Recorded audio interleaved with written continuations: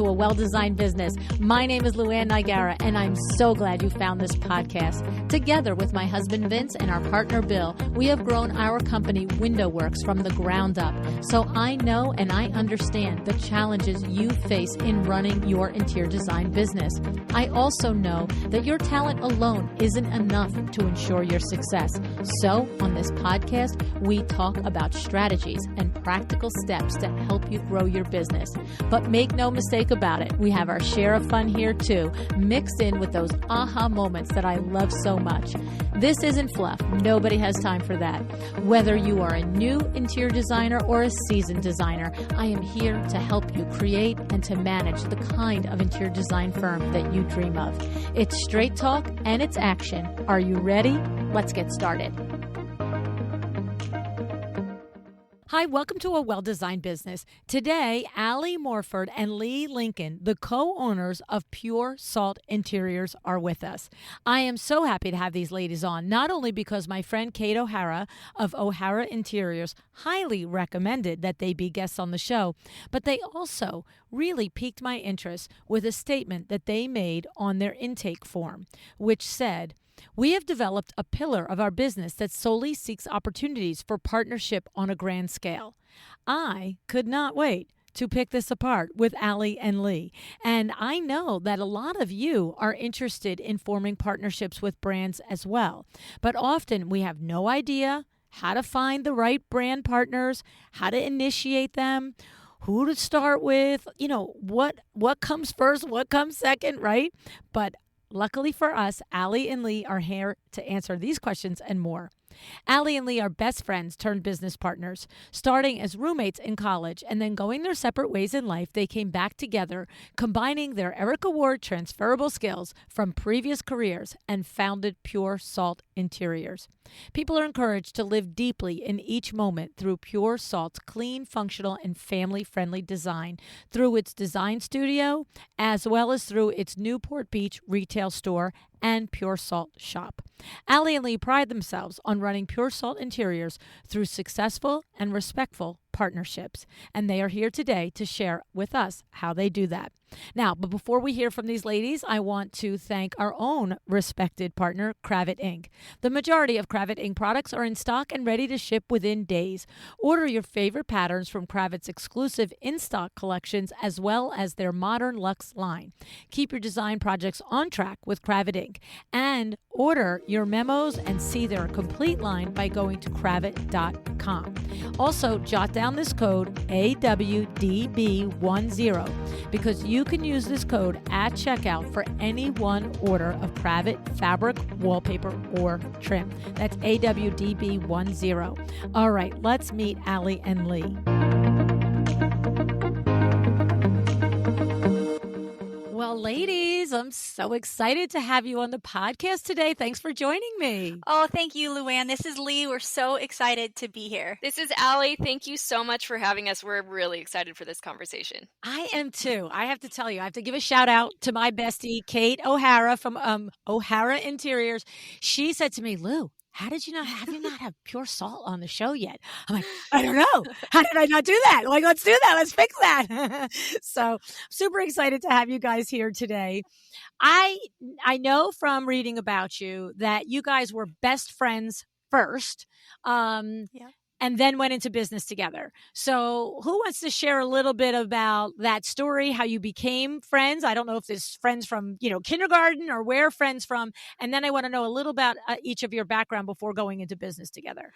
Yeah. So this is Leigh. Aly and I were blessed to be randomly assigned as roommates at Cal Poly San Luis Obispo. So freshman year, going in blind, not knowing anyone. And here's Aly, my roommate. So we shared a dorm together and became truly instant best friends. We've always had like a shared creative passion. We, obviously designed the heck out of that dorm room, but like continued to live with each other over the years, and redesigned rooms. I think one year we even painted a room like a lime green. I don't know if we really stand behind that now, but it's a real thing. But yeah, that's how we met. And, we always dreamed about building a business together. We went went through college, graduated. At the time we both went and started separate careers in different areas. And then 10 years after that, decided to come back together and start Pure Salt. So it's been quite the journey, but an exciting journey for both of us. Wow. And were you like, in other words, you land together in college. Were you from different states? Like there's no way you would have crossed paths if it wasn't for college. Like where are you both originally that's from? kind of the funny part is we're like 15 minutes away from each other. So we went to high school, one of us in Santa Margarita and one of us in San Clemente, and that's very close. And we actually had overlapping friends. And so when Leigh got her notice that I was her roommate, she asked some of those friends, like, "Hey, do you know who Allison Lodge is?" Which is not how my name is pronounced. And they're like, "Allison Logie, Aly Logie, yeah, we're like great friends with her. What do you mean? Like, let's get together, let's have a party." And so we ended up meeting at a party with friends that we both knew to like get us together. And so it was pretty crazy that we grew up right next to each other and had no idea who we were. That is, yeah. You don't even know if that's more serendipitous than somebody who was born in New York and somebody was born in New Orleans, right? It's like, and ended up in a college in California together, but to be 15 minutes apart, right? Yeah. That is pretty crazy. That's awesome. And so for the first stages of each of your careers, what did each of you do before you came into business together? So Leigh, what did you do? Yeah, so I started my career in advertising actually and worked on a ton of different brands. The latest one was for about 6 years I worked on Target, did a bunch of marketing specifically for their exclusive artist section. So basically Target partnered with different musical artists, and we would come up with really cool ad campaigns to celebrate these artists and offer something different at Target because Target was the only one still selling CDs. So it was definitely a great career. I loved it. It had me traveling all around the world. I got to work with some amazing creative people, but it was when I had my daughter and the job took me away from her and just my schedule was really crazy. It just felt like the right time to really pursue something that I was truly passionate about, that gave me a little bit more flexibility, and just dive into something. Interesting. That's so interesting.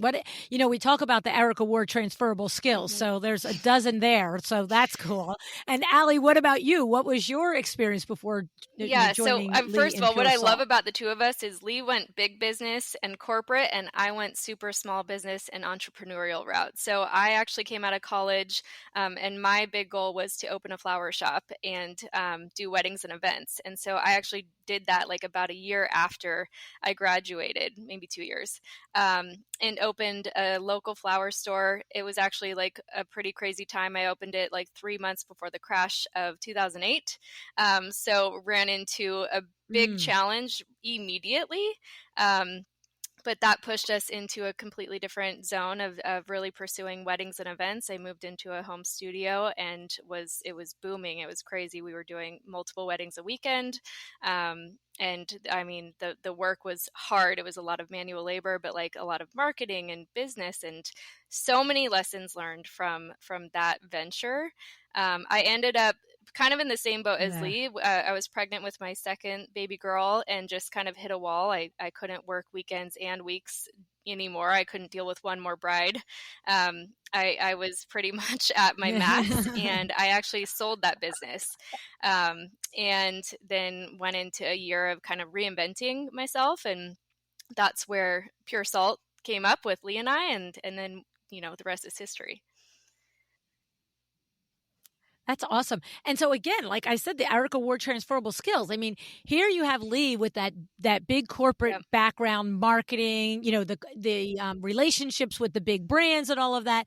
And then, not only the small business operational experience, but also, I have a chairman of the board, Alex, who was a very high-end event planner and parlayed that into interior design. And she just is like, Lou, I got to tell you, pulling together a 15,000 square foot house over a couple of months is just not nearly as difficult as pulling together a $2 million wedding on a day. You know what I mean? Like it's like, there's no like, hey, the truck didn't come. It'll be here tomorrow with your drapes. It's like, sure. no. So there you are, boots on the ground, managing high-end projects that have to be delivered at a particular time. And that is so relatable and transferable to working with a Exactly. Yeah. design And I project, think the right? other thing too is Oh, like the absolutely. intimacy that you have like with clients in weddings and events, like you're working with them on their most important day. And then like I feel like we just moved into this new chapter of people's lives where you're working with them on their most important space. And so that part I found like a really Yes. easy thing to transition to, and just like that's the secret sauce too, is just like knowing how to work closely with people. Yes. Yeah. Yeah. She found the same thing. It was like when you pull off a major event like a wedding for somebody, and then they then buy the house, that you've Yeah. got that built-in trust factor, right? And if you've really done it at a luxury level, they understand that you can transfer that. So Yeah. she's finding the same thing as Yeah. a nice I transition for actually her. have Yeah, I should two connect you like a guys. couple of past brides that became clients at Pure Salt. So yeah. Yeah. Yeah, yeah. And so Mhm. before we get to the heart of what we're going to talk about today, which I'm like, like a horse in this thing trying to get out of the gate doing it because I really want to have the conversation. I just have to say, where does Pure Salt come from? Like, what is that name? Where does that's not just this random, like, let's just call it this. Yeah, no, Pure Salt was very much like something that Aly and I thought was super important from the very beginning.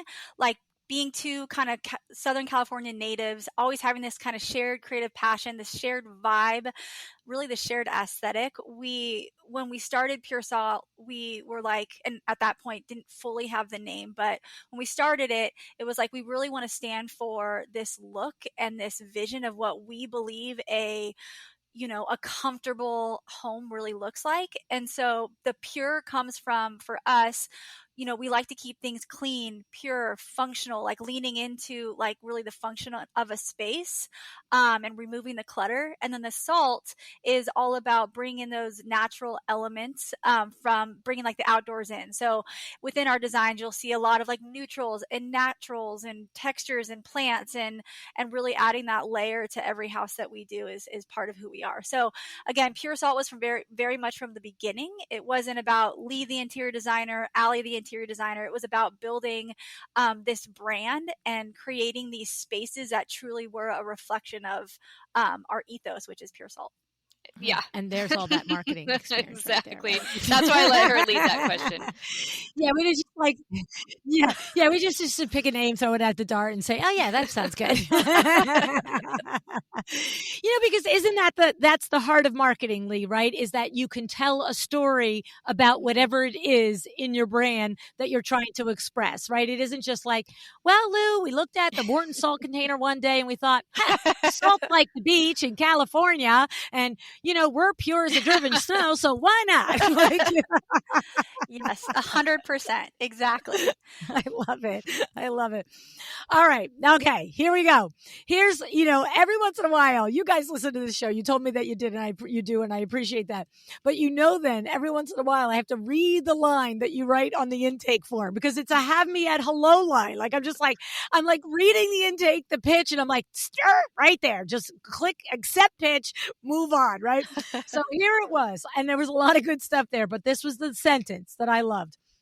It says, "We have developed a pillar of our business that solely seeks opportunities for partnership on a grand scale." You see, every word in that sentence, I'm just like, yes. Not like, we work to get partnerships. It's like, no, we have a pillar of our business specifically developed to do this on a grand scale. Like, I just love this. I love the intentionality of it. I love, the thought and all of that. And so now I want to pick it apart. So no, now like 20 minutes ago, I was like, wonder why. Now I'm sort of already getting the why. Okay. Like, okay, a little experience here working with big brands and reaching out to collaborations with other people. So I'm kind of getting the why. And of course, I think anybody that listens to the show and they saw the teaser that was the content, we all have that why, right? We all kind of like, oh, yeah, I want to work with big brands, right? But like, what does that look like when you develop a pillar of your, well, and I shouldn't assume I know the why. Tell me the why first. And you know what? Let me not make assumptions. Yeah. Yeah. Al, Yeah. you cool if I kick this one off too? Yeah.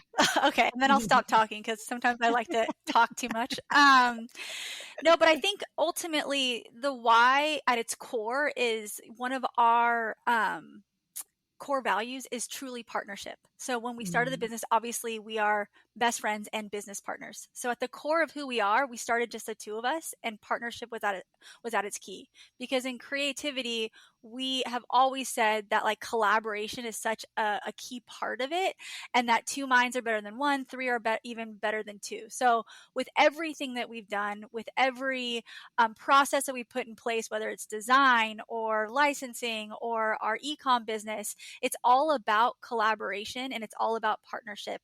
Our design team is made up of the two of us, but then we work with a team. It's not just Leigh taking this client through the process. It's a group of people, and that's very much true to who we are.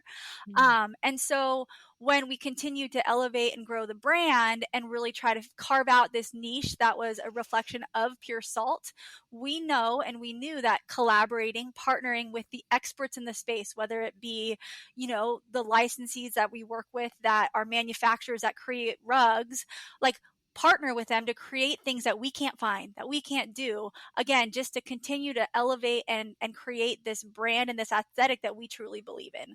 So the why really is because we truly believe in partnership, we truly believe in collaboration, and then that just is something that filters through every different aspect of our business and what we do. I'll add to that. it. I think the other part of that, which kind of goes hand in hand, is relationships. Like one of our other like core values is relationships, and I think that when I look back on all of the license deals that we've had so far, our first one really started with developing relationships with the vendor, and not seeking after a licensing partnership like immediately, but really like working to know what they do and like who they are. And it was just a very natural and effortless start to like venture into this space. And I think that's part of the success of our licensing deals. It's interesting because I guess by the time this airs, it's probably the show's probably out about a month.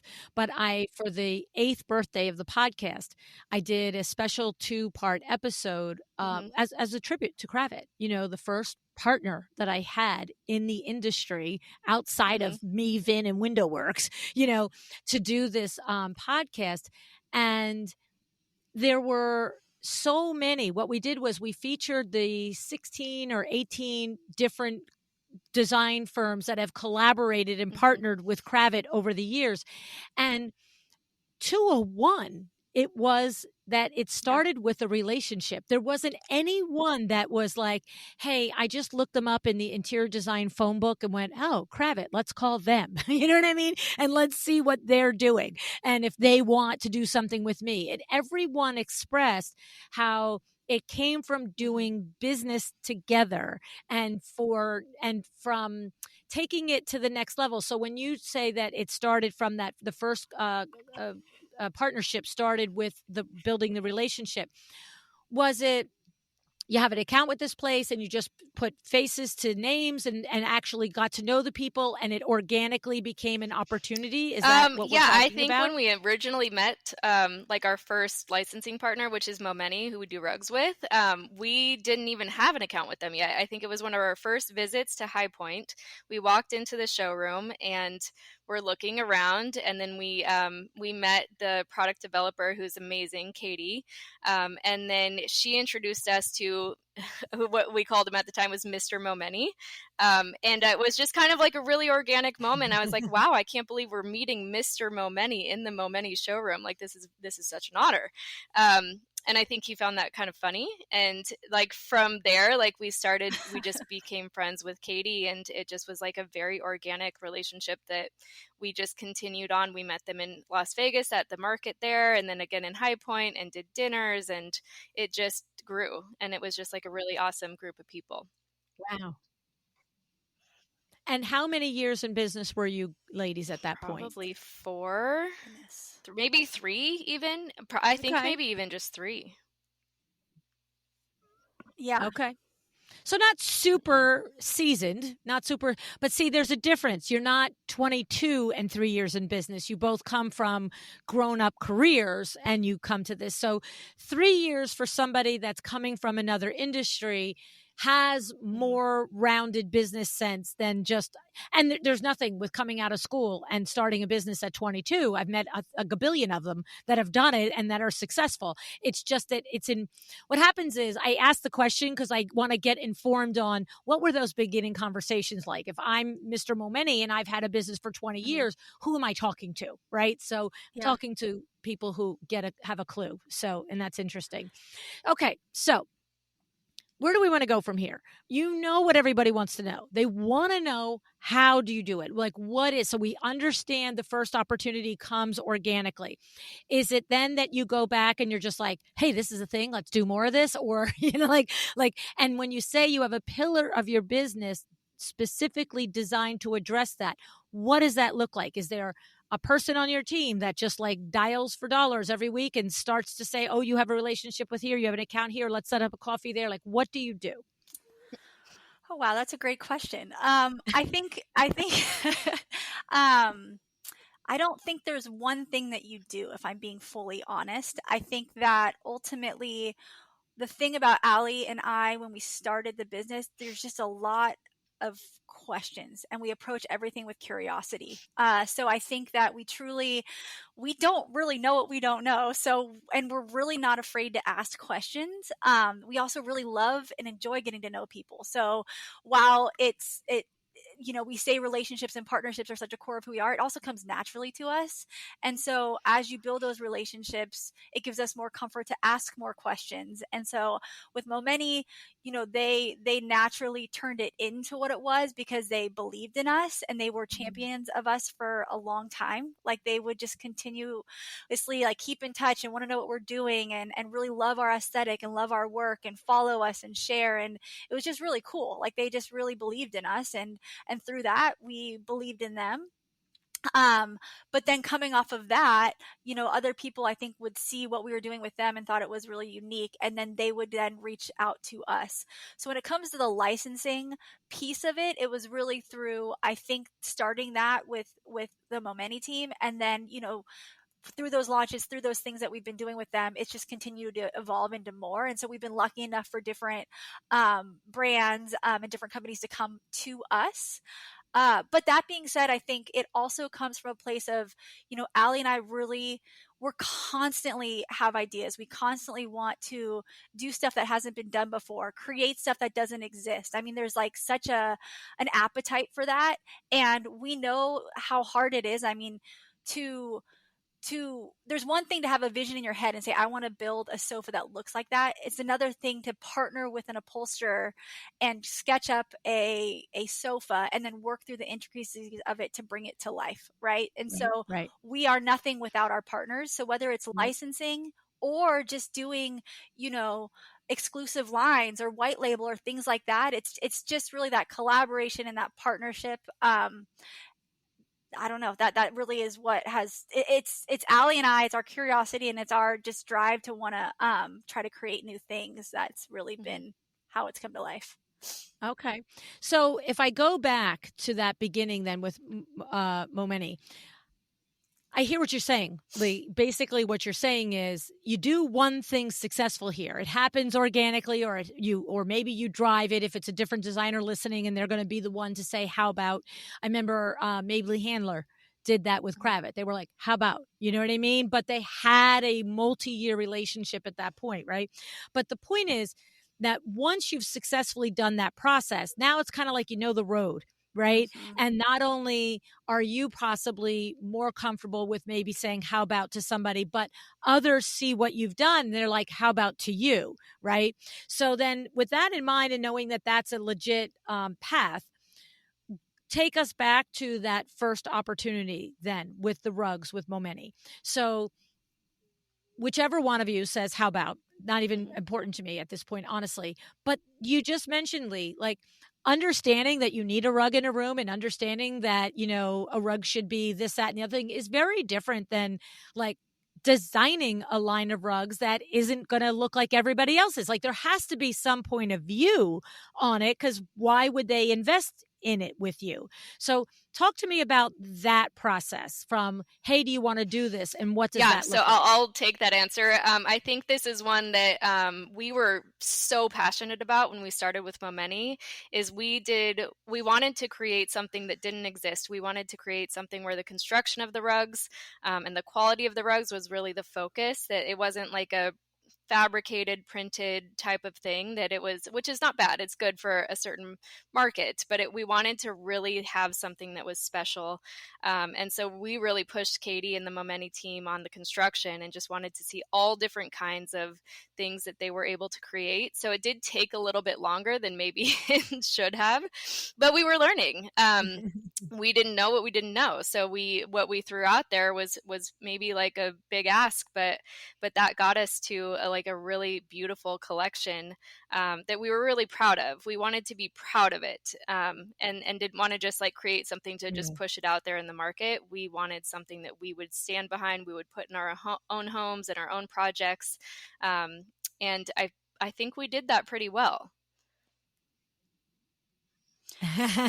Good for you. And I would say the only other thing I'd add to that too is what we wanted to achieve also came from listening to ourselves, but also our clients. So like to Aly's point, like it took a little bit longer because like I said, like at Pure Salt, we love jute rugs. We love working with natural materials.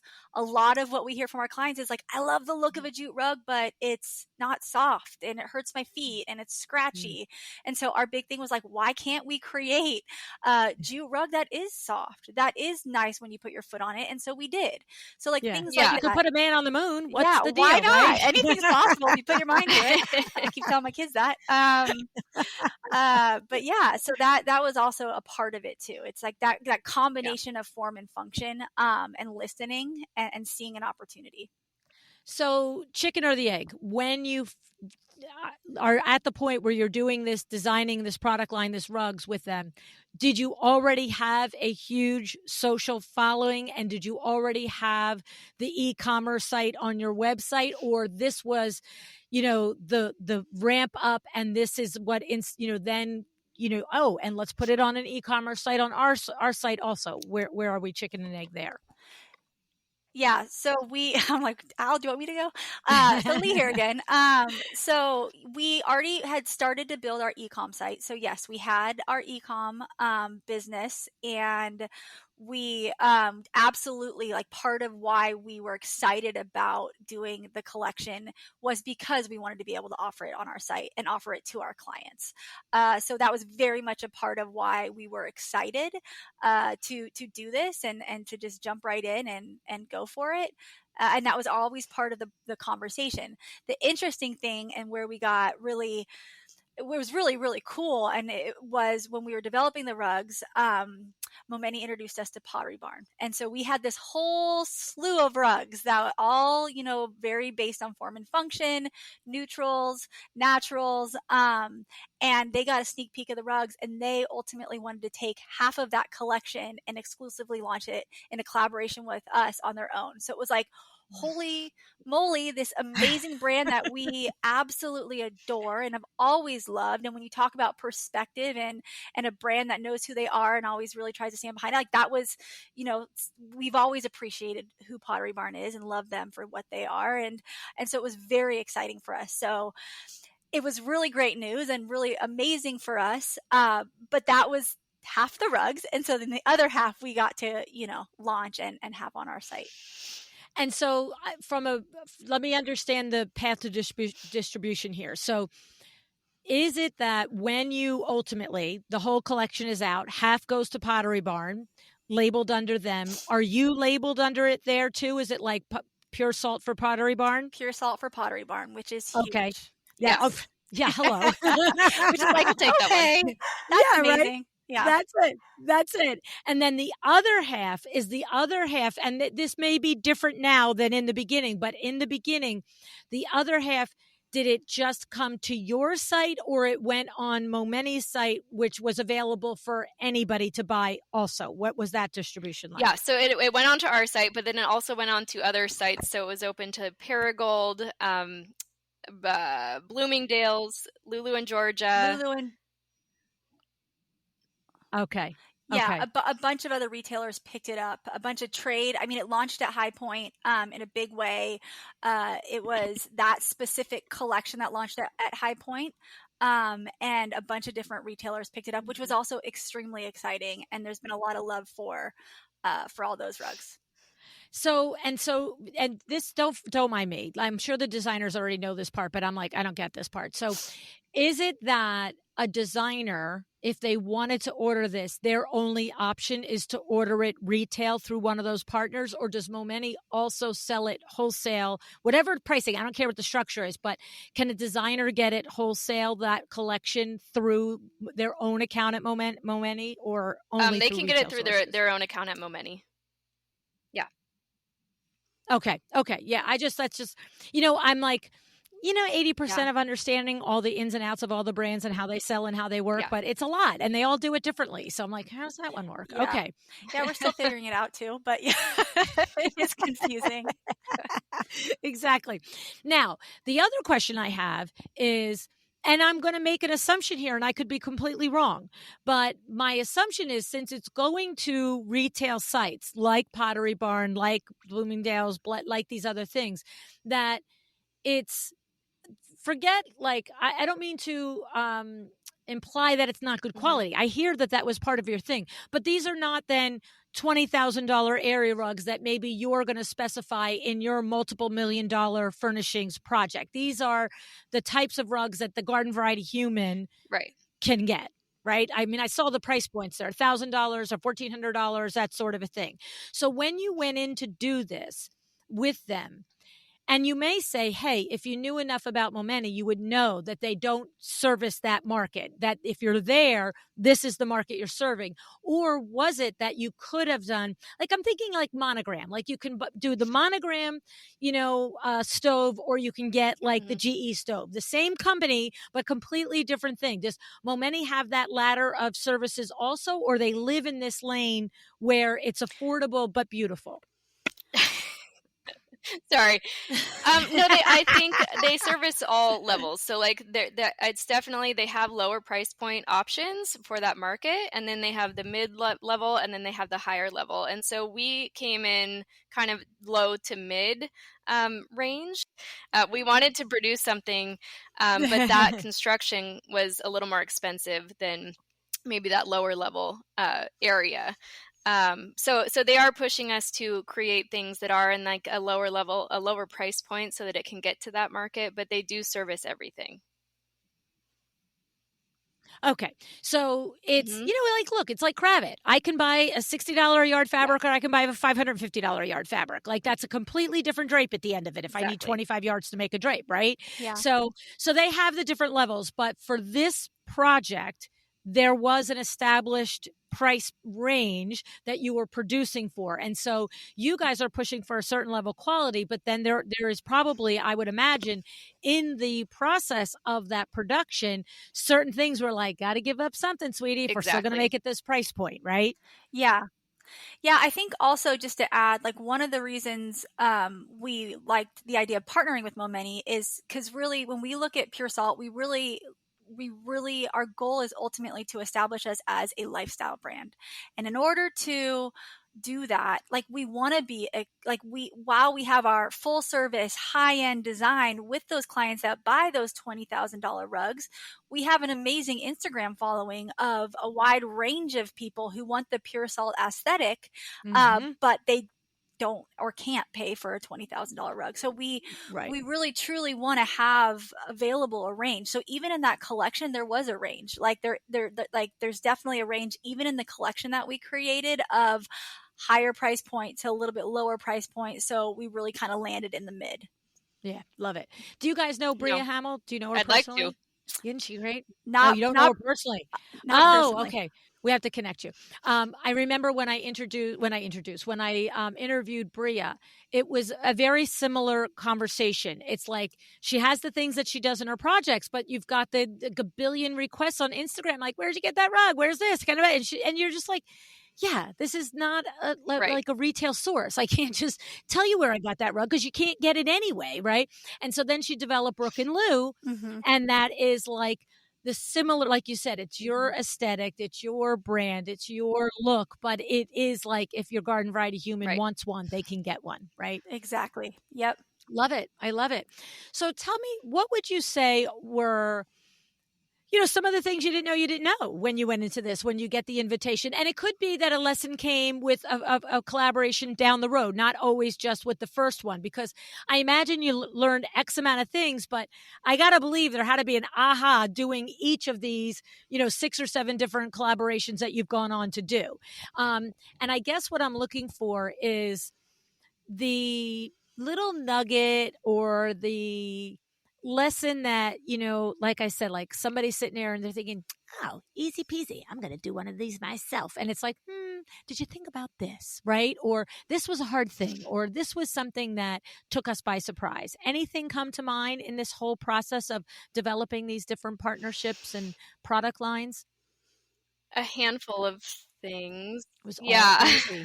I was going to say it was all easy. I think when you So instead of it was all easy, it's like, Yeah. oh, which one? like the biggest thing that comes to mind when you ask that question is like we can come up with crazy cool ideas and like things that we will of course love, and I'm sure a lot of people would love, but then when it comes to creating, like selling them, having them be successful products on the market, there's a whole other like slew of things to consider.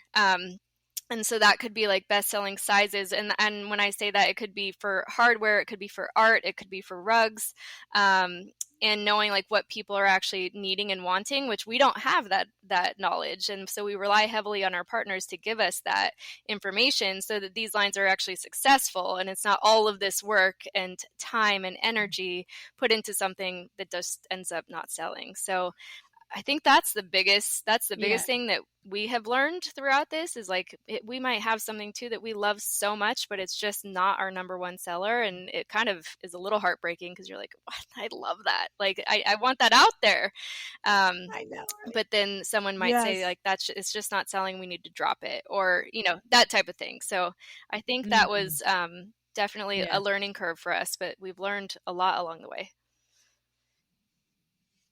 Yeah, like just to add to that too, I think that really is like over time, really learning to lean into our partners, right? Like we have a subset of data based off of, our e-com business, our, 20 plus projects for our full service design.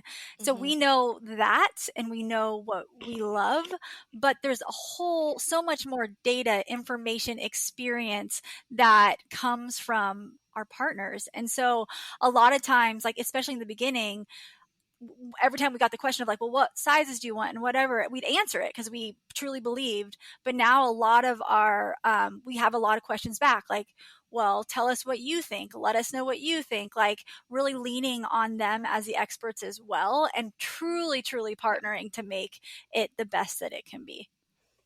Yeah. What I'm hearing is it has to also check the boxes of marketability and profitability. Yeah. Otherwise, it's just an exercise in vanity. And of course, the brand partners aren't going to do that. And it's a waste of our time too. Yeah. It's like, exactly. It is, but to your point, Aly, any one of us would probably go down that road further if we didn't recognize, because you get attached emotionally to the thing you're creating. Right.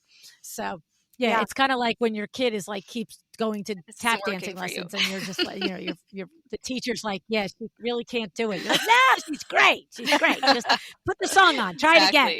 Exactly. Look at how cute she is, though.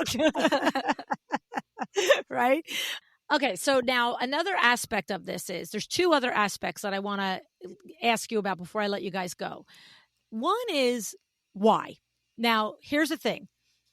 At Luann Live last October or November in Orlando, 2023, I had Bria Hamill and Cheryl Luckett on a panel talking about licensing. And they both literally point blank said, you're not retiring on this. Like, this is not like, yay, money while I sleep money. Like, it is money while you sleep, but not enough to pay the mortgage necessarily, right? And obviously, that can change and will vary depending on the product and the distribution and the popularity and the brand and all of that. But they were both very clear that you're not leaving your day job and just necessarily able to cross over. So what is the why for you guys? Why, you know, Momenti came to you and it seemed like a good idea, but you've gone on to do 6 or 7 other collaborations. So what is the why? Yeah, I think honestly that's such a great question. And it really goes back to kind of where when we started the conversation and talking about, our ultimate goal of Pure Salt and a lifestyle brand, and really trying to create this look and really help people live like a better life through the Pure Salt aesthetic. And so for us, it isn't, I would totally agree with them. Like, it's not, the hugest moneymaker. I mean, there's definitely money that comes in, and that's how you work through like the contracts and the negotiations.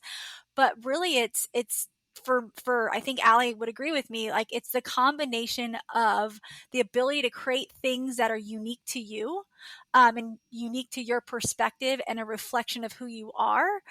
So partnering with the right people to be able to do that.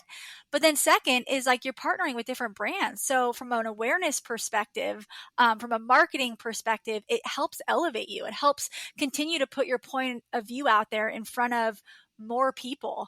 And also it helps you like be able to also reach in different ways other people depending on what the product is. So for us, it was very much about that. It was about being able to create things that don't exist and are unique to our point of view, but then also really about helping us continue to get our brand point of view out there, and building brand awareness around who we are, what we believe in, and why we believe in it. Okay. Anything to add to that, I Aly? think Or she nailed nailed it. Yeah, I mean, I think the creative aspect, like just creating something that doesn't exist and like coming up with really awesome ideas and like bringing them to the market is exciting and awesome. But I think, yeah, she said it all. Yeah. Good. So the other aspect of it is the whole crafting the deal aspect. Once you've been through it once or twice, I imagine it gets easier to understand the lay of the land and what you could expect from it, what you cannot expect from it. But that first time, who were your advisors? I mean, was it your garden variety attorney? I feel like a regular attorney isn't necessarily going to always understand the end game. And therefore, like, I could see an outside attorney being like, you got to get at least 25% of this. And the brand looking at you like, that ain't happening. Like, what are you talking about? We're talking about 4% here. Sit down. You know what I mean? But somebody in the industry would understand. So where did you get your advice when and I get that you had trust in Katie and the team, but it's still business. Yeah. No, I think it's crucial to really partner. I mean, there's definitely legal teams out there that specialize in licensing, in royalties, in what standard royalties are, the things that you consider, redlining contracts. So I definitely think if you're agreeing to anything, I mean, just like you do with your clients and you have them sign a very well documented agreement, it's the same thing. So I would say definitely, no matter what, always consult with a legal team. And if you don't know who to go to, I would just suggest looking up a licensing legal team who specializes in that. Okay.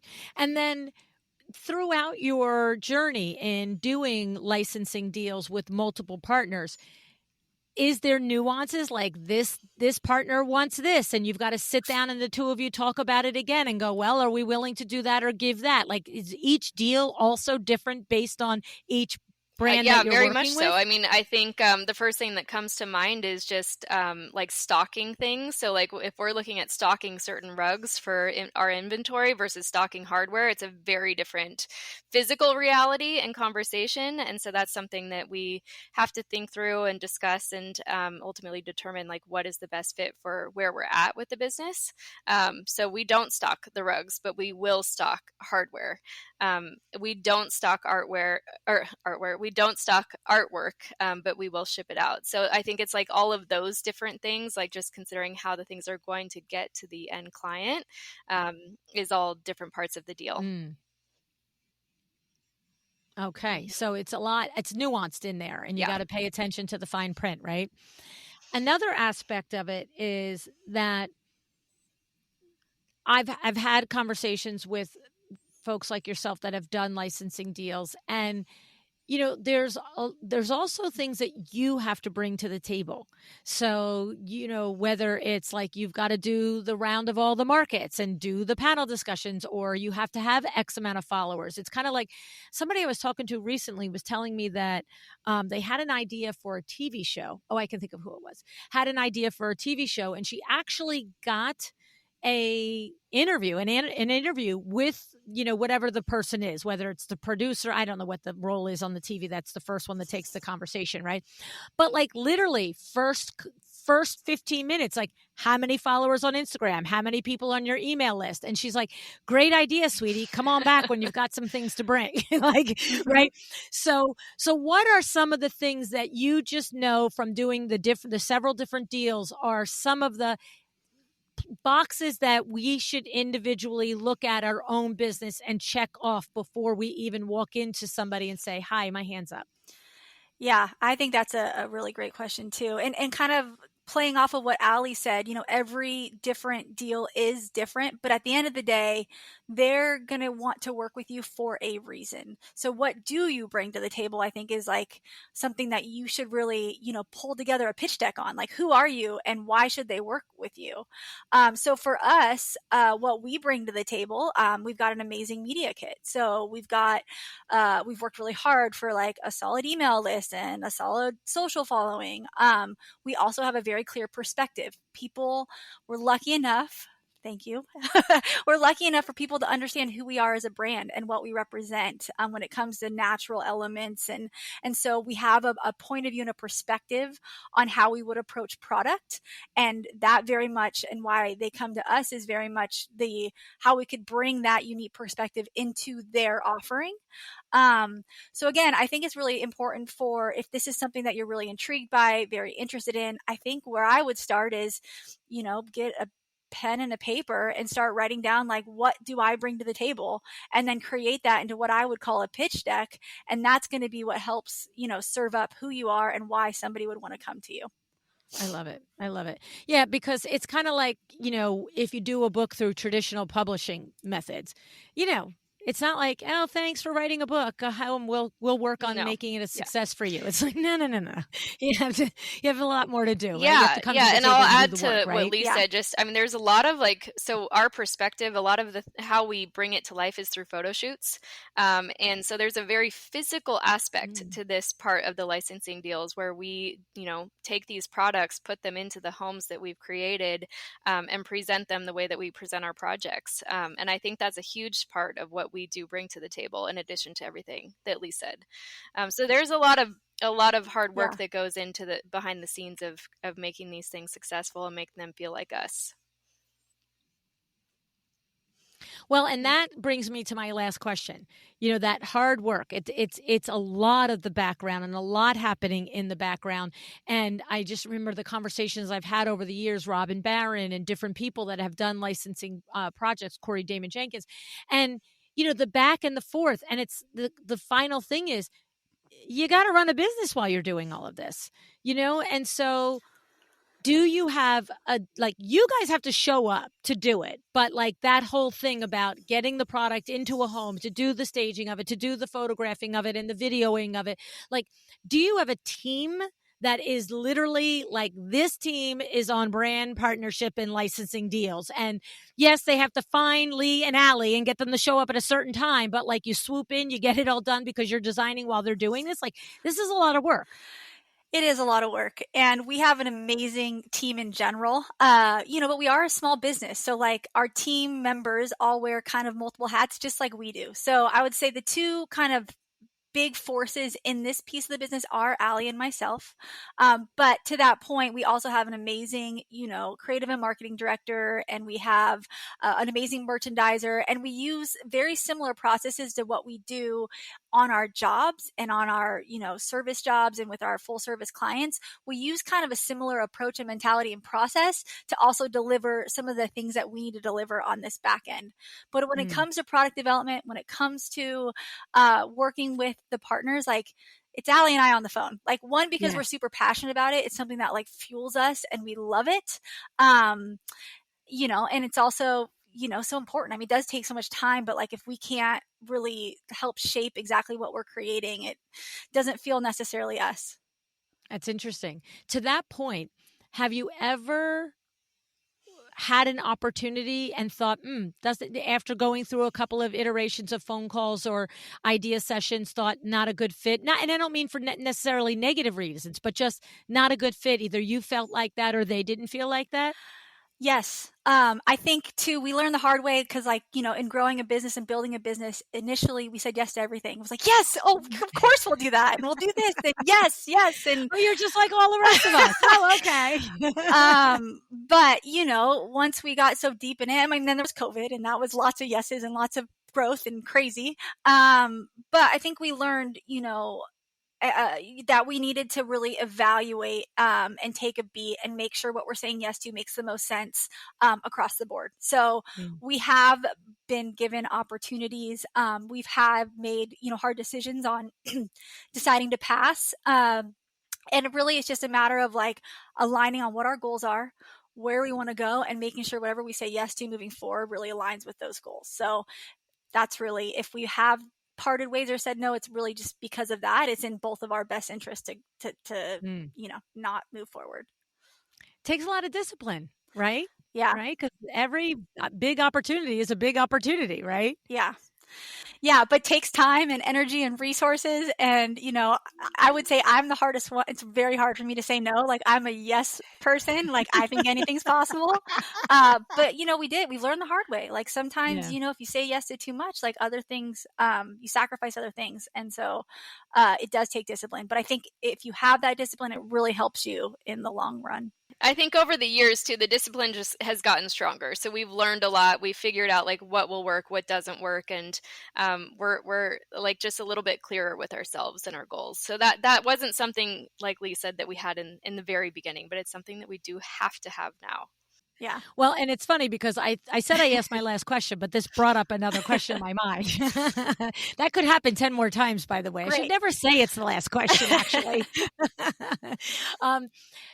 What do you do internally as a partnership team because if you are only checking in with each other on your goals for yourselves individually as wives and mothers and partners and business owners, and then the goals of Pure Salt by quarter or year or decade, if you're not taking that time to check in, now, when something comes along, one of you could be very like, yeah. And the other one's like, yeah, but that's not where we want to go. And you're like, oh, but we didn't talk about where we want to go. Like, you don't know that I want to make a left turn up there.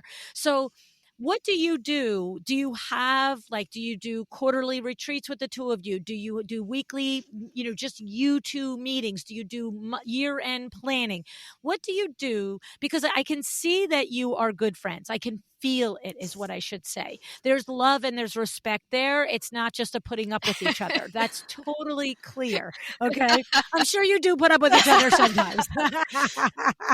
You have to watch the videos because like Aly just gave a face like, wait. But like, it takes like, when I'm thinking is like all the years Vin and I were in business, we lived in the same house, like we could be, I remember one time we were like, young and married, and my mom was babysitting for Valentine's weekend, and we drove from Jersey to Rhode Island. That's our company planning retreat meeting. I'm going to tell you right there, because it's 5 hours in the car and you're just like, oh, and we would dream and we would plan and we would do the things. So we didn't have to do it in a structure, but we, like I said, how do you guys do it so that you know you're clear and you're looking at each other and you've got the same vision? Yeah, so we do kind of a lot of the things that you mentioned. We do the yearly planning with our team, and then we do just quarterly planning with each other, and we'll take time away, and it will be a full business day that we will just focus on planning our calendar, planning our goals, and so that we can be aligned and take that back to the team. Also, one of the most pivotal things that we've done in the last couple of years is we've hired a business partnership coach. And so we each meet with her individually. It could be once a week, it could be once a month, just depending on, what's going on with the business and our lives. And that really helps our professional and personal growth. And then we meet together. And so we could be going through, some crazy business things that we just cannot work through on our own. And she helps us get to the end of, potentially an emotional decision or, situation or whatever it is. Like, she's basically our mediator in bad situations, but then also like in really good and like awesome situations, she helps push us further. So I think she's been our secret sauce just for our partnership. But then all of the other things, we continue to do and evolve and grow with our team as well. Yeah. It's funny because it sounds like business therapy, right? It's like, yeah. I remember Fernando Duque was on the podcast, and he is the CEO of Duke Renders. And one time he said to me, "Oh, Mina and I, like, we each go to a therapist every week, and we each go to a marriage counselor. I don't know if that's every week or every month." He goes, "We go to the gym and we go to therapy." He goes, "It isn't because we have problems. It's because we're always interested in staying in the same place and the same page with ourselves and our marriage," right? It's like, yeah. And that's what it sounds like that you guys have developed here. A place, Vinny and I probably could have used both the marriage and the business therapy, by the way, because some of those conversations were full out arguments. Same with us, like in the early years, like they would be full out arguments. Now they're not. They're like good, healthy discussions. And I think sometimes we equate our partnership to a marriage. Like, we work on it hard. This is hard work. It is not easy to be in business with your best friend. There's so many different things that come on our plate on a daily basis that are challenging things to work through as business women. But then like the intricacies of sharing lives and like being best friends and having families together and kids who are best friends. There's a lot of different things that we consider as, just as we work through all of the normal everyday conversations. It's just, we have to be careful in a good way to take care of it. Yeah. It's not all Instagram happy. No, it is not. But to your point, though, it's with intention. It can be, and it can, it can be worked out, but it does take intentionality behind it. Oh my goodness. You guys are amazing. I had so much fun talking to both of you. This is outstanding. Thanks so much for joining me today. Oh, thank you so much. That was so much fun. Such an honor to be on the show, and truly can't thank you enough. Oh my gosh. Thank you for having us. This is such an honor. I'm such a big fan. We love your show. So thank you. Oh, thank you.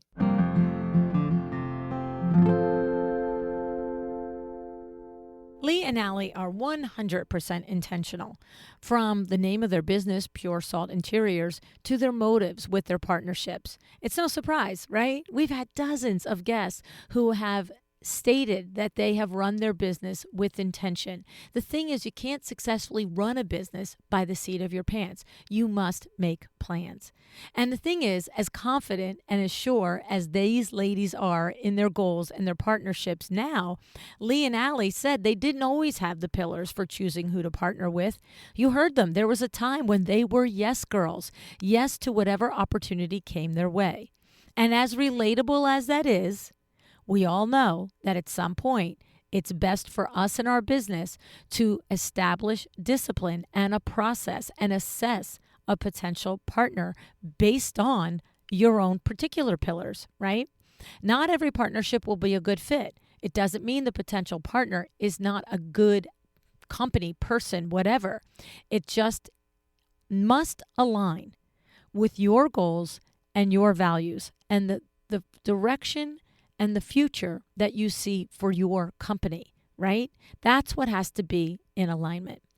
Both girls are clear on why they seek partnerships on a grand scale. It is a major core value of their business, partnership. You see it. It's represented in their own friendship and business union. They believe collaboration is key to creativity. Everything they do in their business stems from collaboration. So, of course, it makes sense that they seek partnerships. I respect and so much believe in this principle as well, right? Like we've got here, the partnerships with the podcast, Kravit, WindowWorks, Exciting Windows, Duke Renders, Revelwoods, My Doma Studio, the list goes on. The people that align with our goals here to help you make your businesses profitable, they show up and they partner with me so that we can make this happen, right? And this is what the girls looked at with Momenty. It was a fit for them because they wanted Pure Salt to be a lifestyle brand. That was clear. They also wanted to service their high-end clients, the clients who can spend $20,000 on a rug. But they also wanted to be able to offer that lower price point for their followers on Instagram. And so for them, Momenty was able to fulfill this. It was a good potential partner, right? And always keep in mind, while you get benefits by partnering with brands, right? You get benefits because you get to create unique products, you get to expand your reach, you get to benefit from their knowledge and expertise, right? You have to also bring value, okay? This is not passive income. You have to be an active partner with the brand in marketing and promotion. And then don't forget, you have to be prepared to have your design firm ship running while you're out marketing and promoting and collaborating and doing all the things with the brand. So there's a lot to consider when you take on an opportunity like this, okay? And then finally, Leigh says that if you're going to pitch somebody, have that script ready. Have that clear understanding of who you are and what you are going to offer, your unique point of view. That's always critical because you know what? There's a lot of you guys in the world. There's a lot of options for a brand to pick from.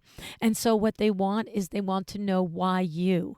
Okay. Do you guys remember the story that Cheryl Luckett told us, how she was talking about how on an Instagram, she was talking about how she used to put on all the lights in her home on Saturday mornings when she was a little girl. It was her job to dust and clean, the main parts of the living room, the dining room on Saturday mornings. And she said on the Instagram, she shared how she used to put the lights on just because she loved the space to feel more beautiful while she was in it doing her dusting chores.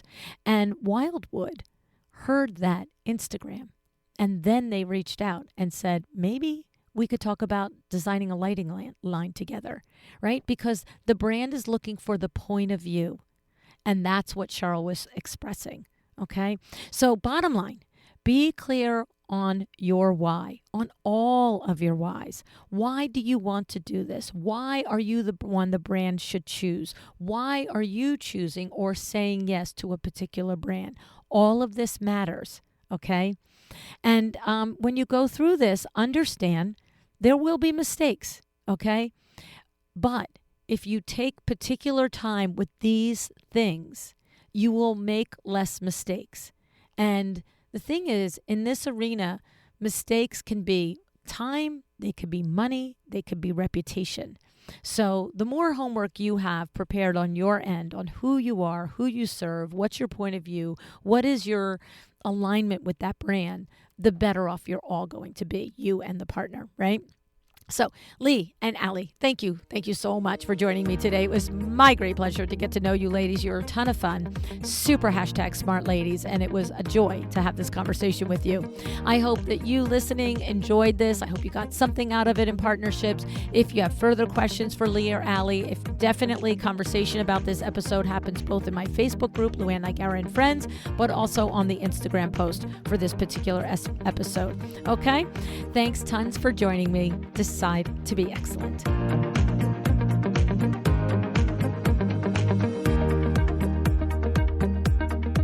Thank you for joining me today. This podcast is a production of Luann Niagara, Inc. If you want to know more about me, my books, or Luann University, go to luannniagara.com. And if you are interested in having WindowWorks help you with your next window treatment or awning project in the New York, New Jersey metro area, go to windowworksnj.com to learn more. Have an excellent day.